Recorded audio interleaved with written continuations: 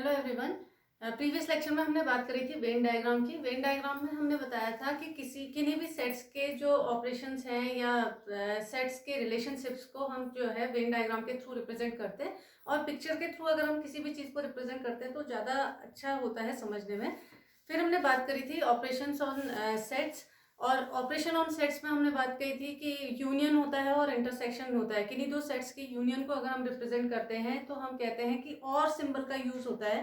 मतलब अगर कोई एलिमेंट है वो ए में भी प्रेजेंट है और बी में भी प्रेजेंट है तो हम कहेंगे कि वो उससे जो नया एक सेट तैयार करेंगे, वो सेट में इन दोनों सेट्स के सारे एलिमेंट्स मौजूद होने चाहिए, वो हमारा ए यूनियन बी होगा। और ए इंटरसेक्शन बी की अगर हम बात कर रहे थे तो हम केवल ए और बी के कॉमन एलिमेंट्स को लेते थे। तो ये हमारे इंटरसेक्शन और यूनियन के बारे में बात थी। अब बात करते हैं हम डिफरेंस ऑफ टू सेट्स की। अगला है हमारा तीसरी चीज जो है वो है डिफरेंस ऑफ टू सेट्स। ठीक हो गया।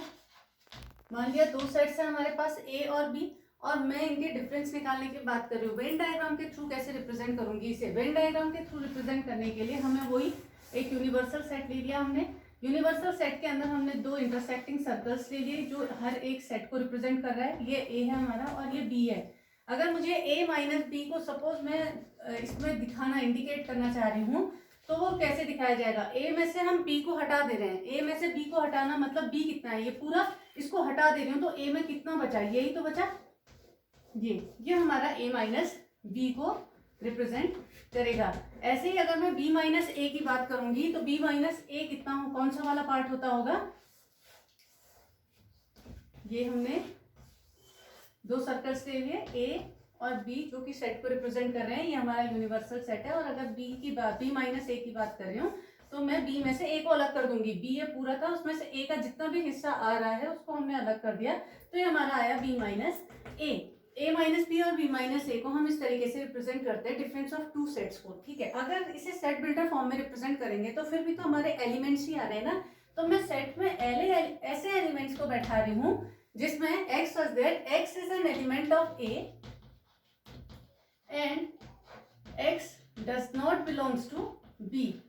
आपको आई बात समझ में? मैंने कहा कि अगर a माइनस बी को मैं सेट बिल्डर फॉर्म में रिप्रेजेंट करूंगी तो मैं ऐसे एलिमेंट्स x ढूंढ रही हूँ जो a के एलिमेंट्स होंगे और b के एलिमेंट्स नहीं होंगे। a के एलिमेंट्स होंगे लेकिन b के एलिमेंट्स नहीं होंगे। अगर इसी में मैं b माइनस ए की बात करूंगी तो b माइनस ए में हम ऐसे एलिमेंट्स x ढूंढ रहे हैं जो कि b के एलिमेंट्स तो हैं लेकिन a के एलिमेंट्स नहीं होंगे। आई बात समझ में? तो ये हमारा सेट बिल्डर फॉर्म में रिप्रेजेंटेशन होता है इसका। अब symmetric difference of two sets अगला है हमारे पास। Symmetric difference of two sets. ठीक हो गए। अब सिमेट्रिक डिफरेंस किससे इंडिकेट किया जाता है? इसके लिए भी सिंबल है। देखिए, सिंपल डिफरेंस की बात थी तो डिफरेंस को हमने माइनस के साइन से इंडिकेट किया। यूनियन था हमने यू से रिप्रेजेंट किया। इंटरसेक्शन था हमने उल्टे यू से रिप्रेजेंट किया। अगर हम सिमेट्रिक डिफरेंस की बात करेंगे और दो सेट्स में सिमेट्रिक डिफरेंस हमने निकालना है तो इसको इंडिकेट करने के लिए ट्रायंगल का साइन होता है। मीन्स अगर मैं ए और बी का सिमेट्रिक डिफरेंस निकाल रही हूँ तो मैं ए डेल्टा बी की बात करूंगी। अब ए डेल्टा बी जो है वो किस तरीके से रिप्रेजेंट किया जाएगा? अगर मैं इसे वेन डायग्राम के थ्रू रिप्रेजेंट करूं तो वेन डायग्राम के थ्रू फिर से मुझे क्या चाहिए? दो सेट्स चाहिए। ये मैंने यूनिवर्सल सेट ले लिया और मेरे पास दो सेट्स हो गए ए और बी। ठीक है। ए माइनस बी और बी माइनस ए का यूनियन जो होता है वो सिमेट्रिक डिफरेंस को रिप्रेजेंट करता है। ए माइनस बी मतलब ये और b माइनस ए मतलब ये। इन दोनों का जो यूनियन है वो हमारे सिमेट्रिक डिफरेंस को रिप्रेजेंट करता है। यूनियन b माइनस ए मतलब a माइनस बी के एलिमेंट और b माइनस ए के एलिमेंट्स को मिलाकर एक जो नया सेट हम तैयार कर देंगे वो हमारे सिमेट्रिक डिफरेंस को रिप्रेजेंट करता है। तो आ जाएगा a minus B union b minus A. ठीक हो गया। अब इसको हम अगर सेट बिल्डर फॉर्म में रिप्रेजेंट करना चाहें इसको सेट बिल्डर फॉर्म में अगर हम रिप्रेजेंट करेंगे तो हम कैसे हम कहेंगे कि एसिमेट्रिक डिफरेंस क्या है।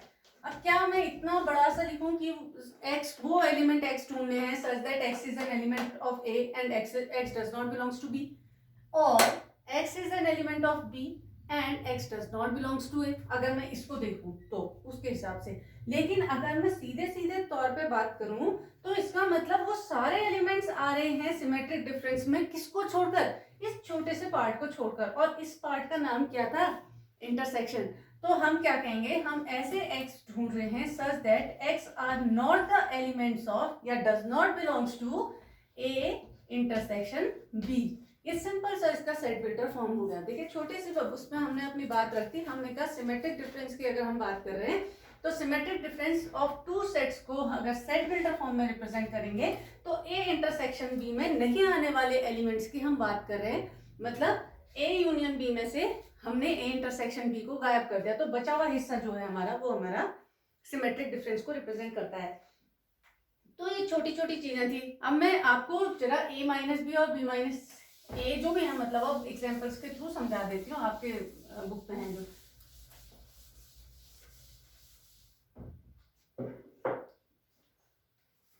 जैसे हमारा आया एग्जाम्पल 18 क्या कहता है, let a is equals to set of 1 2 3 4 5 6, ठीक होगी, और b है हमारे पास 2 4 6 और 8। Find a minus B and b minus ए।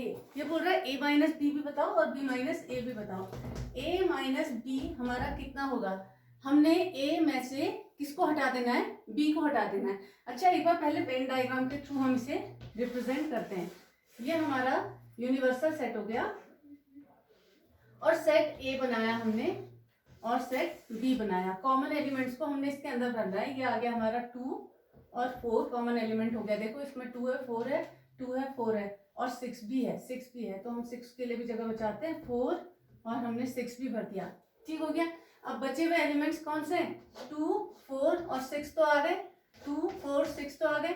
तो अब ए में कौन से एलिमेंट्स बचे हैं, 1 3 और 5, आई बात समझ में। और बी में हमारे कौन से एलिमेंट्स बचे हैं, 8। अगर मैं सेट ए और सेट बी की बात करूं तो अगर मैं केवल सेट ए को देखती हूँ तो इसमें एलिमेंट्स हो गए 1 2 3 4 5 6, ठीक हो गया। और सेट बी में हमारे एलिमेंट्स हो गए 2 4 6 8, इसको छुपा दूं मैं अगर तो 2 4 6 8 एलिमेंट्स इसमें हो गए। तो इसका मतलब हमारा वेन डायग्राम करेक्ट है, इंटरसेक्शन वाले पार्ट में 2 4 6 है। अब मुझे कह रहा है a माइनस बी पता लगाओ, तो इसे देखते ही मुझे समझ में आ गया a माइनस बी कितने हैं, क्या है, a माइनस बी में से b का पूरा हिस्सा बाहर निकाल देते हैं, तो केवल a को देखते हैं हम, वो क्या है 1 3 और 5 वाला सेट, ठीक है।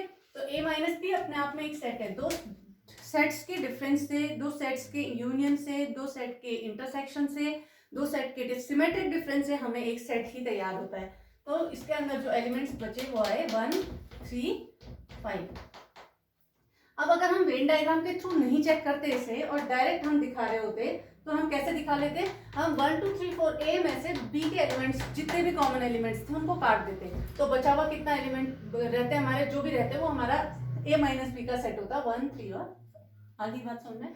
इसी तरीके से अगर हम b माइनस ए की बात कर रहे हैं तो b में से हमने किनको हटाना है, a को हटाना है, तो b हमारे पास कितना है 2 4 6 8 और 2 4 6 8 में से 2 4 6 से 2 4 6 कट गया, हमने a के सारे एलिमेंट्स हटा दिए, कौन बचा केवल 8, तो सेट विद 8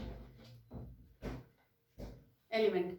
आगे बात समझ में, तो ये हमारा a माइनस बी और b माइनस ए। लेट v एग्जाम्पल 19 है, v is equals to a e i o u set of vowels and b is equals to a i k और u, ठीक हो गया। Find v minus b and b minus v, ठीक है। v minus b बोल रहा है, without Venn diagram हम कैसे कर सकते हैं, v में से हमने b को हटाना है तो इनके कॉमन एलिमेंट्स को काट देते हैं। ये देखिए a से a कटा, i से i कट गया, u से u कट गया, तो v माइनस b में अब क्या बचा, b में अब क्या बचा e और o, तो हमारा v माइनस b कितना हो जाएगा ई और ओ। ठीक हो गया। ऐसे बी माइनस बी की बात कर रहे हैं हम, इसमें क्या बचा, केवल के। तो हमारे पास ये आंसर आ गया। अब इसको वेन डायग्राम के थ्रू समझते हैं। ये हमारे पास यूनिवर्सल सेट हो गया, इसमें हमारे पास एलिमेंट्स और इसमें हमारे पास एलिमेंट्स बैठेंगे। जो कॉमन एलिमेंट्स हैं उनको बीच में बैठा देते हैं पहले, और वो कौन से हैं, ए आई और यू, ए आई और यू। और यहाँ पर हमारे जो एलिमेंट्स है बाकी बचे हुए बैठेंगे ई और ओ, और यहाँ पर बैठेगा हमारा के। तो हमें पता चल गया ए माइनस बी जो है वो इसको रिप्रेजेंट कर रहा है, या बी माइनस बी, ये बी सेट है और ये बी सेट है। बी माइनस बी जो है वो इसे रिप्रेजेंट कर रहा है, और बी माइनस बी जो है वो इस वाले हिस्से को रिप्रेजेंट करेगा जिसमें के एलिमेंट। आई बात समझ में? तो ये हमारी इस तरीके से इन क्वेश्चंस को हमने करना है। अच्छा, अब डिसजॉइंट सेट की भी बात बता देती हूँ। डिसजॉइंट सेट में मैंने बात करी भी थी शुरुआत में, जब हम वेन डायग्राम तो डिस्कस कर रहे थे। हमने कहा कि या तो दो सेट्स एक दूसरे से बिल्कुल अलग अलग बैठे होंगे, या इंटरसेक्टिंग पोजीशन में होंगे, या एक के अंदर एक होगा, यही पॉसिबिलिटीज हो सकती है। अब हम कह रहे हैं डिसजॉइंट सेट की बात कर रहे हैं। अब डिसजॉइंट सेट्स हमारे क्या होंगे, ऐसे सेट्स जिनमें कोई भी कॉमन एलिमेंट ना हो। तो हमारे पास ये दो सेट्स हो गए, ए और बी। इन दोनों सेट्स को हम डिसजॉइंट सेट्स कहेंगे। अब डिसजॉइंट सेट है तो इसके लिए भी तो कोई सिंबल होना चाहिए। तो इसके लिए जो सिंबल होगा वो होगा ए और बी का इंटरसेक्शन जो है वो किसके इक्वल है। क्या ए और बी के इंटरसेक्शन में कोई एलिमेंट दिख रहा है? नहीं दिख रहा है। तो हम इसके लिए जो सिंबल यूज करते हैं वो ये A intersection B is equal to 5। जहां पर भी आपको डिसजॉइंट सेट्स वाला कॉन्सेप्ट मिलेगा, जहां पर भी आपको दिखे कि कोई दो सेट्स को डिसजॉइंट सेट्स बताया है, तो तुरंत उन दोनों का इंटरसेक्शन इक्वल्स टू 5 कर दीजिए। तो इस तरीके से हम इन चीजों को ध्यान में रखते हैं। अब आई हमारी एक्सरसाइज 1.4।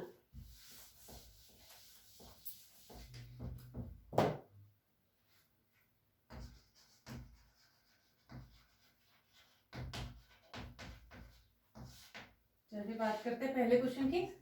फर्स्ट क्वेश्चन कहता है find the union of each of the following pairs of sets. जैसे हमारा पहला पार्ट है वो कह रहा है एक्स विद एलिमेंट्स हैं 1 3 5 और y है विद एलिमेंट्स 1 2 और 3। ठीक हो गया। अब मुझे x और y का यूनियन निकालना है। तो x यूनियन y निकालना है। x यूनियन y में हमारे सारे एलिमेंट्स आएंगे और नंबर्स की रिपीटेशन नहीं होगी, एलिमेंट्स की रिपीटेशन नहीं होगी। तो 1 इसमें भी है, इसमें भी है, लेकिन लिखा केवल एक बार जाएगा। फिर 3 इसमें भी है, इसमें भी है, लेकिन लिखा केवल एक बार जाएगा। 5 इसमें है पर इसमें नहीं है, लेकिन लिखा जाएगा। 2 इसमें है, इसमें नहीं है पर लिखा जाएगा।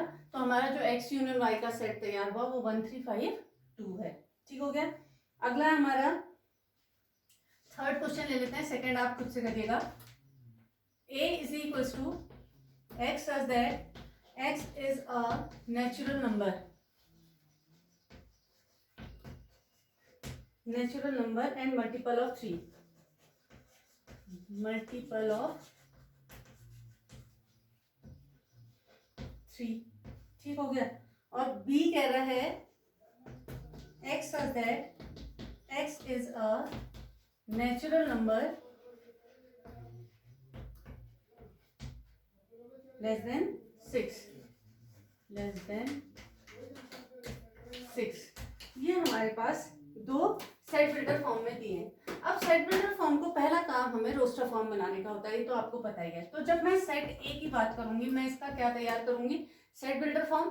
हमें एक्स ऐसे नेचुरल नंबर्स ढूंढने हैं जो कि मल्टीपल ऑफ 3 है। तो कहां से स्टार्ट होगा, 1 से स्टार्ट होता है नेचुरल नंबर, लेकिन मल्टीपल ऑफ 3 कंडीशन बैठा दी इसने, तो 3 से स्टार्ट हो जाएंगे ये नंबर। तो नेचुरल नंबर भी हैं और साथ ही साथ मल्टीपल ऑफ 3 भी हैं। तो 3 6 9 12 मल्टीपल्स ऑफ 3 बैठ गए हमारे इसके अंदर। बी सेट में हमारे पास कौन एलिमेंट्स बैठेंगे, x is a natural number less than 6। Natural number starts from 1, less than 6 मतलब 6 नहीं आ रहा है। तो हमारे एलिमेंट्स क्या बैठे, 1 2 3 4 और 5। ठीक हो गया। तो ए यूनियन बी जो हमारा रेडी होगा वो क्या होगा जी, 1 2 3 4 5 फिर 6 फिर 9 फिर 12 फिर अप टू 16। ये हमारे एलिमेंट्स बैठ जाएंगे हमारे ए यूनियन बी के अंदर। आई बात समझ में? ठीक है, अगला बात करते हैं आगे के। ये क्वेश्चन आप कर लीजिएगा इसके parts.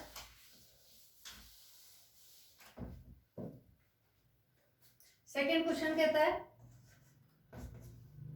Late A is equals to set of A, B and B is equals to set of ABC. Is A is the subset of B? एक तो ये पूछा है इसने what is A union B, और दूसरा पूछा है A union B क्या है। ठीक है, बहुत सही।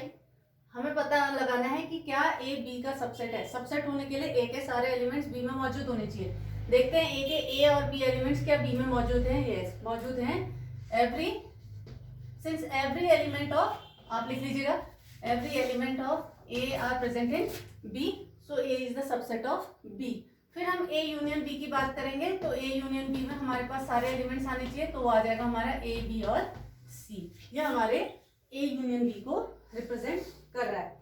ठीक है, अगली बात करते हैं। If A and B are two sets such that A is the subset of B, then what is A union B?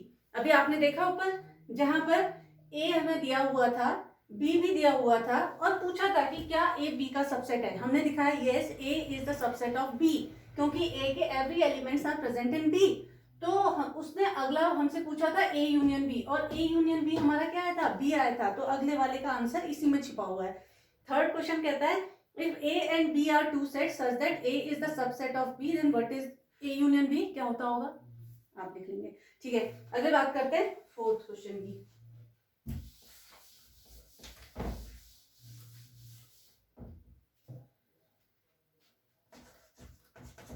If A is equals to 1, 2, 3, 4, B is equals to 3, 4, 5 और 6, C is equals to 5, 6, 7 and 8, और D is equals to हमें दिया हुआ है 7, 8, 9, 10, 7, 8, 9, 10। ये हमें दिए हुए हैं सेट्स, 4 सेट्स दिए हैं। अब वो हमसे क्या फाइंड करने के लिए कह रहा है, देखते हैं। A यूनियन B निकालने को कह रहा है, आप निकाल लेंगे। A यूनियन C निकालने के लिए कह रहा है, आप निकाल लेंगे। B यूनियन C की बात कर रहा है, निकाल लेंगे। B यूनियन D की बात कर रहा है, आप निकाल लेंगे। अब बात करते हैं A union B union C की। A union B union C को निकालने के लिए बात कर रहा है, तो हम देखते हैं 1, 2, 3, 4, 3, 4 इसमें आ गया, 5, 6, 5, 6 इसमें आ गया, और 7, 8। तो हमारे एलिमेंट्स कौन बैठे, 1, 2, 3, 4, 5, 6, 7, 8। Repetition is not allowed. हो गया हमारा सेट तैयार है यूनियन बी यूनियन सी का। तो इसी तरीके से आप बाकी के सारे कर लेंगे। Find the intersection of each pair of sets of question 1 above. कर लेंगे आप, इनके इंटरसेक्शंस भी निकाल लेंगे। फिर आ रहा है हमारा अगला क्वेश्चन, ये भी बहुत इजी है, इसको भी आप खुद से करेंगे। 7th क्वेश्चन में आप दिए हुए सेट बिल्डर फॉर्म्स को रोस्टर फॉर्म में कन्वर्ट करेंगे, उसके बाद उसके आंसर करेंगे। ठीक हो गया। ये 8th क्वेश्चन देखते हैं।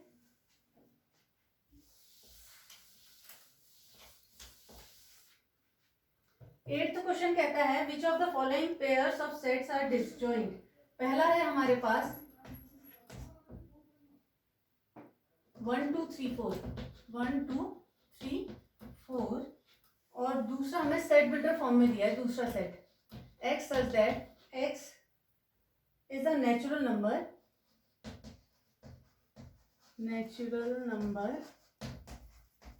and x lies in between 4 and 6। कैसा इंटरवल दिख रहा है, क्लोज इंटरवल दिख रहा है। क्लोज इंटरवल दिखते हमें पता है कि 4 और 6 एलिमेंट्स भी इसके अंदर आएंगे। तो पहले मैं इस दिए हुए सेट को किस में तोड़ दूंगी, सेट रोस्टर फॉर्म में। रोस्टर फॉर्म में तोड़ते ही मुझे x पता है कि वो नेचुरल नंबर है, लेकिन वो इस तरीके का एलिमेंट है, तो 4, 5 और 6 इसके अंदर बैठ जाएंगे। वो नेचुरल नंबर जो है वो 4 और 6 के बीच का प्लस 4 और 6 भी है, तो 4 और 6 के बीच में केवल एक ही नेचुरल नंबर लाई करता है, वो है 5, और 4 और 6 को भी हमने सेट के अंदर दे दिया जगह, क्योंकि इक्वल्स टू का साइन लगा हुआ था। अब मुझे इसका क्या निकालना है, बताना है कि ये डिसजॉइंट सेट्स हैं कि नहीं। देखिए 1, 2, 3, 4 1 4 5 6 कोई भी कॉमन एलिमेंट दिखते ही हम कहेंगे ये डिसजॉइंट नहीं है। क्यों? क्योंकि डिसजॉइंट सेट्स होने के लिए दोनों सेट्स का इंटरसेक्शन शुड बी 5। इन दोनों का इंटरसेक्शन क्या आ रहा है 4, जो कि 5 नहीं है। 5 विद नो 5 का मतलब हुआ सेट विद नो एलिमेंट। ठीक हो गया, पहला तो डिसजॉइंट नहीं है। ऐसा ही दूसरा आप चेक कर लेंगे, तीसरा आप चेक कर लेंगे। 9th क्वेश्चन कहता है आपको 4 सेट्स दिए ए बी सी डी, आपको ए माइनस बी निकालना है, ए माइनस सी ये बता दिया है सब। If X is equals to, ये भी आप कर लेंगे 10th क्वेश्चन। 11 देखते हैं। 11th क्वेश्चन कह रहा है if r is the set of real numbers and q is the set of rational numbers, then what is r minus q? r is the set of real numbers. r is the set of real numbers. x belongs to r. ठीक हो गया। और दूसरा कह रहा है q is the set of rational numbers. x such that x belongs to q. ठीक है, rational numbers.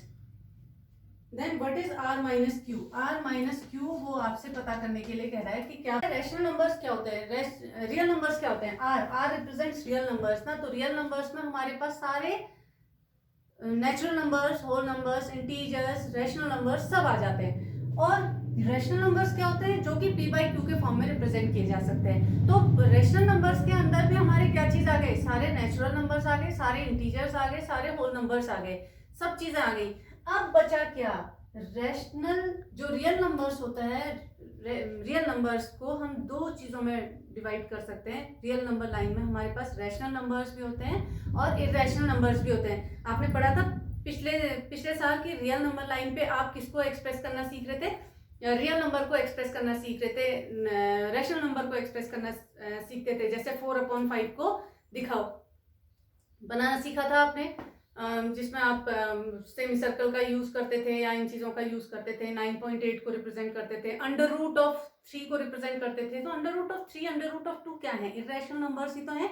तो हमें रियल नंबर लाइन में हम रैशनल्स को भी और इररेशनल्स को भी रिप्रेजेंट करते हैं। तो जो रियल नंबर बनता है वो रैशनल और इररेशनल से मिलकर बनता है। अब बात कर रहे हैं कि अगर मैं r में से रैशनल घटा दूंगी, रैशनल नंबर्स घटा दूंगी, तो बचेंगे कौन?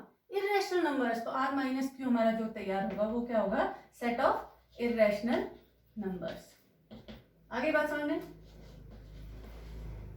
नंबर्स, रियल नंबर्स का मतलब होता है rational numbers plus irrational numbers. आगे ना? और उसमें से अगर हम रैशनल को गायब कर देंगे, माइनस कर देंगे, तो बचेगा कौन? इररेशनल। ये भी हो गई बात। अब आए हम अपने लास्ट क्वेश्चन को देख लेते हैं। 12th क्वेश्चन कहता है state whether each of the following statement is true और false, justify your answer. 2 3 4 5 and 3 6 are disjoint sets. 2 3 4 5 और 3 6 का इंटरसेक्शन कौन है? 3 है, तो इसका मतलब ये डिसजॉइंट सेट्स नहीं है। ए ई आई ओ यू और A B C D common element ए दिखते ही डिसजॉइंट सेट्स नहीं है। 2 6 10 14 3 7 11 15, हाँ ये डिसजॉइंट सेट है क्योंकि कॉमन एलिमेंट 5 है। 2 6 10 एंड 3 7 11 ये भी डिसजॉइंट सेट है। ये तो अब आपको पता ही चल गए हैं कि डिसजॉइंट सेट्स क्या होते हैं। उनका इंटरसेक्शन निकालिए, अगर उसमें कोई भी एलिमेंट नहीं आता है तो हम कहेंगे वो डिसजॉइंट सेट है। आगे के लेक्चर में बात करेंगे कॉम्प्लीमेंट ऑफ सेट्स की।